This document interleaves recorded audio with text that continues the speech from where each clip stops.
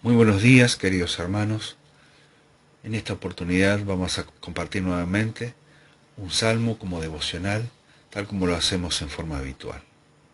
Si recordamos bien, el salmo anterior, el número 75, nos hablaba acerca de esta victoria maravillosa obtenida por parte de Dios en favor de su pueblo, cuando, tal como se relata en el segundo libro de Reyes, capítulo 18 y 19, el ejército asirio, bajo el mando de su rey Sennacherib, sitió la ciudad de Jerusalén para tomarla, mientras Ezequías era el rey de Judá. Tenemos esa maravillosa escena de Ezequías juntamente con Isaías, uniéndose en oración para poner delante de Dios aquellas cartas de amenazas recibidas y reconociendo su inferioridad numérica y la incapacidad física para hacer frente a tremendo enemigo, se dan cuenta que está en las manos de su Dios el protegerlos y cuidarlos de este asedio. Al oír estas amenazas, recordamos Ezequías oró a Jehová y oró juntamente con el profeta. Y Jehová habló por medio de Isaías el profeta diciendo que los judíos no debían temer al rey de Asiria y a su ejército, porque Dios haría que los asirios no entren en Jerusalén, ni lance siquiera una sola flecha en ella, ni vengan delante de ella con un escudo, ni que levanten contra ella ningún baluarte o bandera de vencedores. Y Dios también les dijo por medio de Isaías que por el mismo camino que vinieron los asirios tendrían que regresar, porque Dios mismo se iba a encargar de amparar a Jerusalén para salvarla. La historia nos cuenta que aquella misma noche el ángel de Jehová mató en el campamento de los asirios a 185.000, y cuando se levantaron por la mañana, aquí que todo era cuerpo de enemigos muertos. El prepotente Sennacherib fue humillado hasta lo sumo y fue presa de vergüenza. Retorna a Nínive donde se queda, y mientras buscaba explicación a lo sucedido en el templo de su Dios con minúscula, entraron sus propios hijos y lo mataron a espada. Así terminó la vida de este personaje que tuvo la osadía de desafiar, al Dios Altísimo. Israel obtuvo una victoria contundente, sin disparar una sola flecha. Todo fue la obra de Dios y por tanto Dios debía ser adorado, alabado y agradecido. El Salmo 75 se encarga de expresar esta situación, pero el Salmo 76 va un paso más allá. Es justamente el contenido del Salmo 76 lo que nos muestra la grandeza de Dios, pero también la respuesta de parte del hombre. El Salmo 76, escrito por Asaf, nos muestra de qué manera este hombre se queda perplejo ante la intervención divina. Porque, como dije anteriormente, Israel obtuvo una victoria contundente sin disparar una sola flecha. Y Asaf pudo ver, contemplar y reconocer que cuando Dios actúa, lo hace sin ningún tipo de duda. Nadie que vea a Dios actuar podrá posteriormente negar de su poder y de su existencia. Este salmo hermoso, el Salmo 76, comienza diciendo en su primer versículo: Dios es conocido en Judá, en Israel es grande su nombre. Lo que está expresando aquí el autor es nada más y nada menos que Dios es conocido en medio de su pueblo. ¿Puede el hombre sin Dios?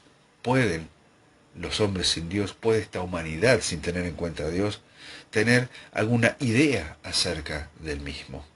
Quizás por religión, quizás por tradición, quizás por algún tipo de enseñanza formadora en sus hogares. Pero la verdad es que el verdadero conocimiento de Dios está en medio de su pueblo. Salvando la distancia y los siglos, desde aquellos 700 años antes de Cristo hasta nuestra fecha actual, nos damos cuenta que la manifestación de Dios para ser conocido siempre ha sido en medio de su pueblo. Para el pueblo de Israel fue en forma gradual. Para nosotros conocer al Señor Jesucristo como Salvador fue conocer al mismo Dios. El que me ha visto a mí, ha visto al Padre, dijo el Señor Jesucristo. Y la verdad es esta: cuando cada uno de nosotros llegamos a este conocimiento del Salvador, y a partir de ahí se abre ese inmenso panorama de conocer a este Dios tan grande. Dios es conocido en Judá, es verdad. En Israel es grande su nombre, como podemos leer. En Salem está su tabernáculo y su habitación en Sión, dando a entender que Dios está en medio de su pueblo y es conocido específicamente por ellos.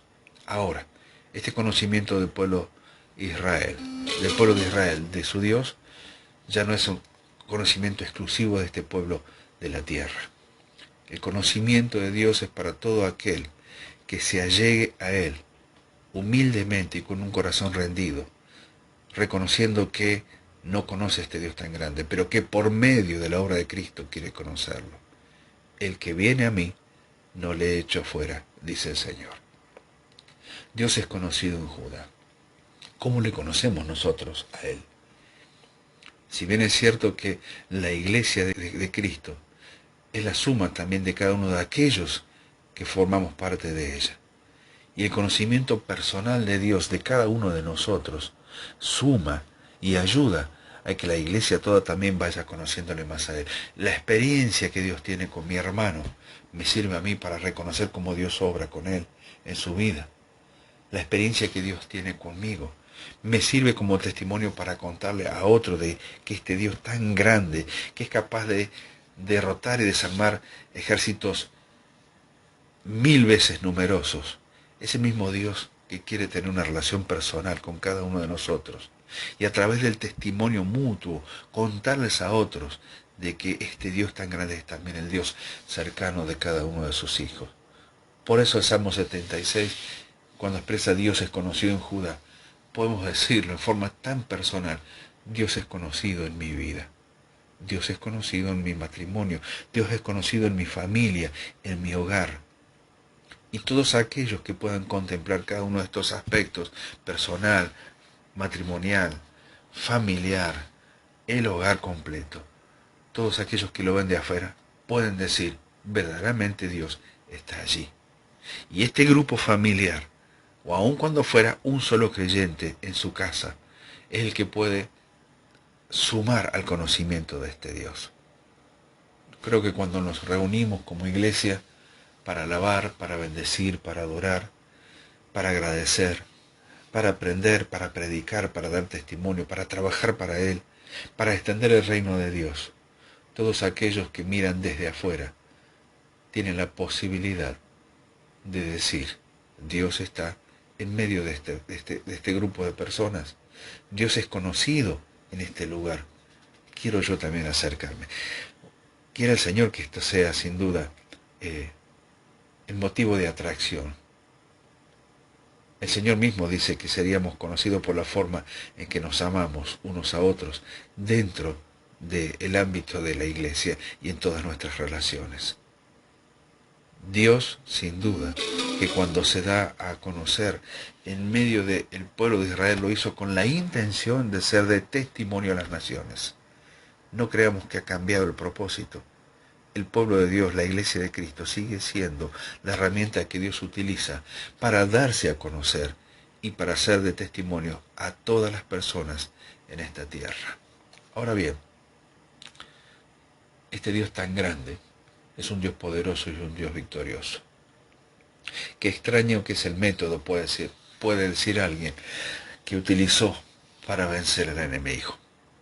Nosotros sabemos que aquel que tenía el imperio de la muerte fue vencido, como dice uno de nuestros himnos, el fuerte vencido por uno más fuerte. Jesús vencedor y vencido Satán.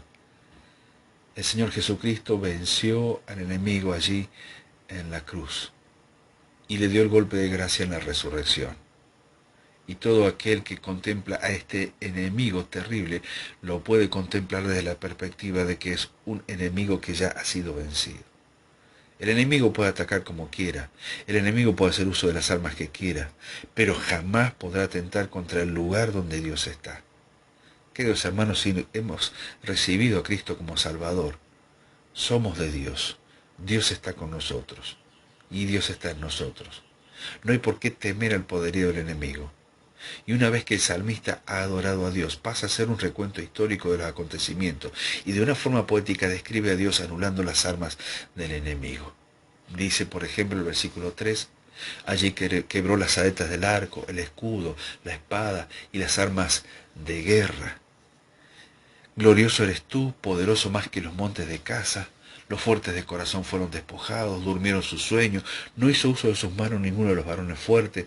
A tu reprensión, oh Dios de Jacob, el carro y el caballo fueron entorpecidos. Está describiendo una intervención maravillosa de Dios y poderosa de Dios para destruir un ejército sin intervención humana. Dios es el que actuó. Lo maravilloso es que el enemigo ni siquiera pudo hacer intento por defenderse. Por eso dice el texto que no hizo uso de sus manos ninguno de los varones fuertes. Con la persona del enemigo inutilizada de esta manera, de nada sirvieron los carros y los caballos que tenía el enemigo. Qué extraordinario que es nuestro Dios, porque nada ni nadie se compara a Él. La pregunta que viene para nosotros, muchos años después, es bien simple, sencilla. ¿Cómo es el enemigo que tenemos que enfrentar? ¿Es fuerte y poderoso? ¿Parece invencible? ¿Nos sentimos temerosos? Bueno, arriba nuestro ánimo, queridos hermanos, porque no hay enemigo que resista el poder de Dios. Si el enemigo prevalece, eso solamente porque Dios así lo ha permitido, pero nunca será por mucho tiempo, porque en el momento señalado por Dios, Él mismo arremeterá contra el enemigo y eso será el fin de la existencia del mismo. Dios ha anulado las armas del enemigo, al mismo enemigo, pero ha salvado a los que en Él han confiado. El Salmo 76, versículo 7 del 9 dice, tú, temible eres tú. ¿Y quién podrá estar en pie delante de ti cuando se encienda tu ira? Desde los cielos hiciste oír juicio.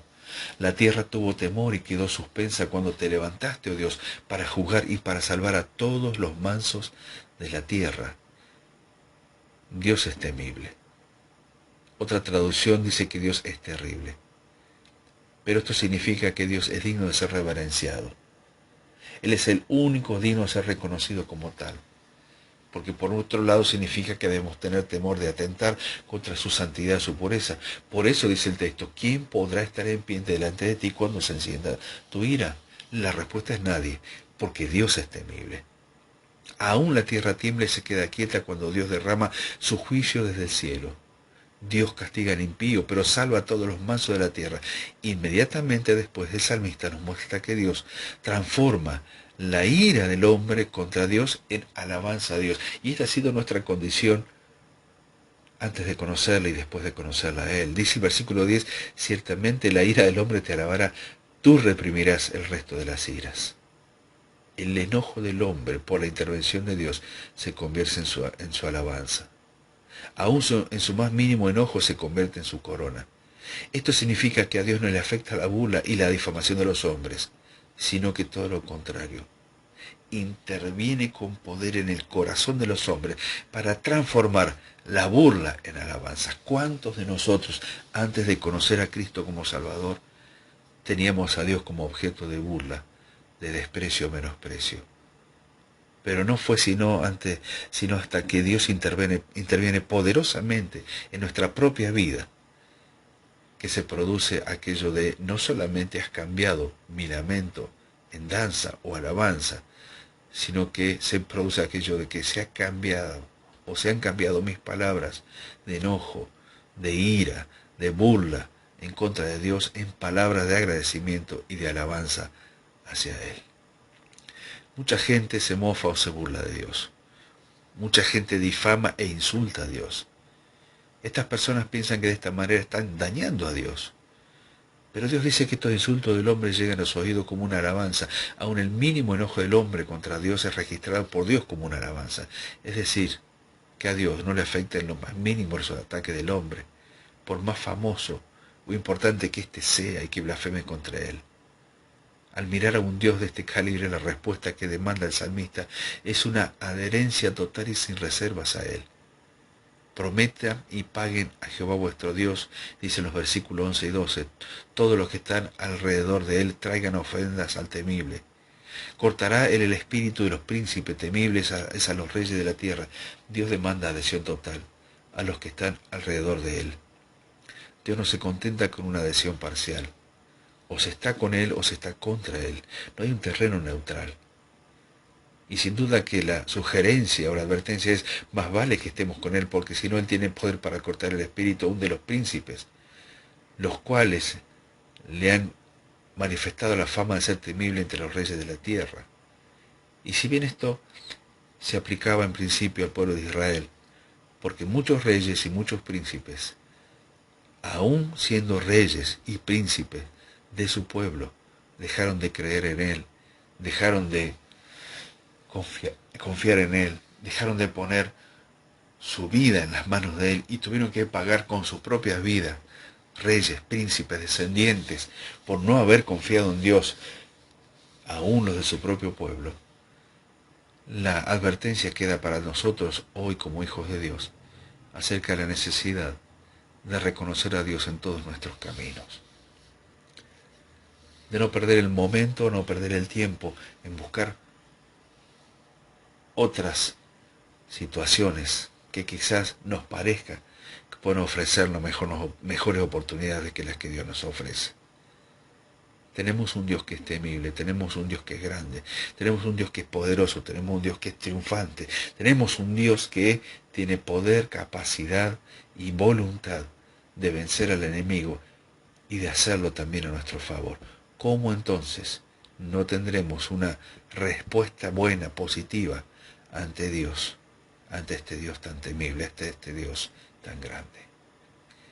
Queridos hermanos, que en esta mañana podamos meditar, después de haber leído, por supuesto, el Salmo 76, en este Dios tan maravilloso, que nos permite contemplarlo, que nos permite llevarle para que otros lo contemplen y que nos permite adorarle por su poder a nuestro favor.